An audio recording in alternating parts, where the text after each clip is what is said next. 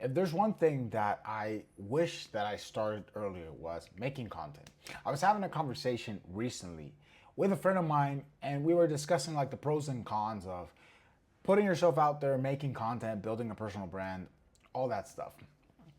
And his point, or basically, he's very hesitant to create content, or he's very against making content because he sees it as a risk, right? He believes he's gonna get stalkers, he believes people are gonna try and hurt him in some way, etc. He only has like 400 followers on IG, so I'm like, bro, no one's going to stalk you. But besides that point, I do agree with the fact that there are certain risks to putting yourself out there. Obviously, you expose yourself to, or you open yourself up to receive hate, which truthfully, hate doesn't matter. It's the people who act on that hate, the haters who actually act and actually look for ways to either hurt you directly or indirectly, your loved ones, find out how much money you're making to rob you, find out where you live, show up at your house, etc. But that doesn't come when you have like 400 followers on Instagram. Or if you're just like, and it really doesn't come to most people, honestly, because people really, and this is something that humans do, everyone understandably thinks that they're the center of the universe. And everyone overestimates their importance or their fame. I remember one time I went out with a Colombian girl here that halfway through the date, she casually dropped that she was surprised that I didn't know who she was because she was famous. And I was like, I don't know, I've never seen her before. And she said that she was famous on social media. Turns out she only had like 8K followers on Instagram, but in her mind, that meant that she was famous. And truthfully, nowadays, like 800, like 8K, excuse me, you can buy that, or that's really not that hard to do if you just post a few good reels. And I was surprised that in her mind, to her, that was like, oh, she's famous. Like she deliberately used that word. And I think also to my friend who is very hesitant, and he has a lot of good insights to share, I think. And I'm surprised that his conclusion is to not do it because he truly believes that just by posting one video, that suddenly people are gonna come knocking at his door, are gonna go after his girlfriend.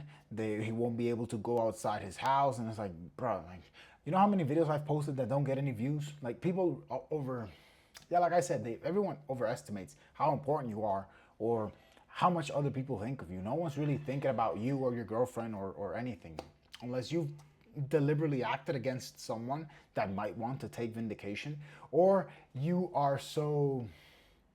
draw so much attention, either in a really good way or a really bad way, that people want to find out where you are, who you are, what you to do something to you, like takes action and harm you in some way. But really, that's the chances of that happening are very, very low. So I don't know.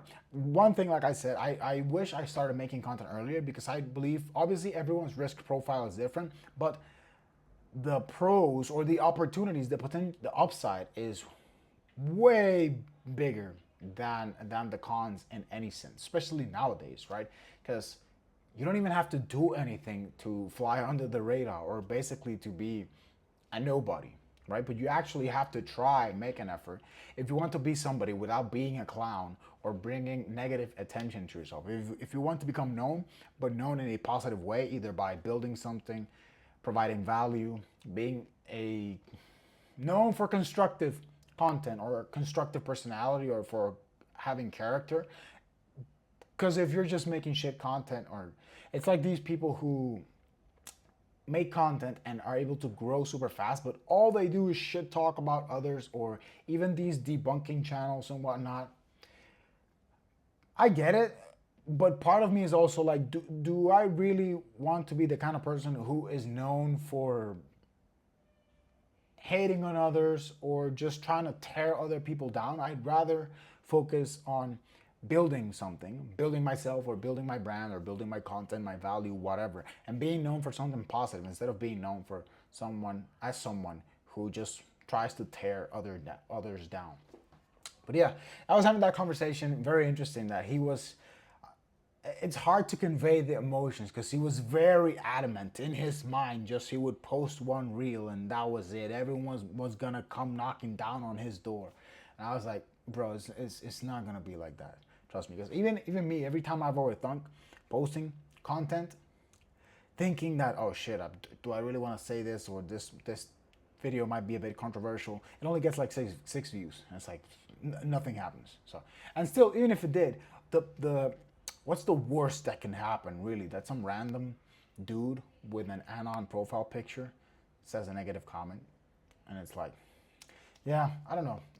Interesting things. But yeah, personal brand, I believe for most people, I would say the pros outweigh the cons, right? If you're super rich, if you're uber rich, and you have a lot of assets or family members that can be put in harm's way because you're putting yourself out there. There's ways if you can go about it, move a certain way, hide certain things, keep your OPSEC tight.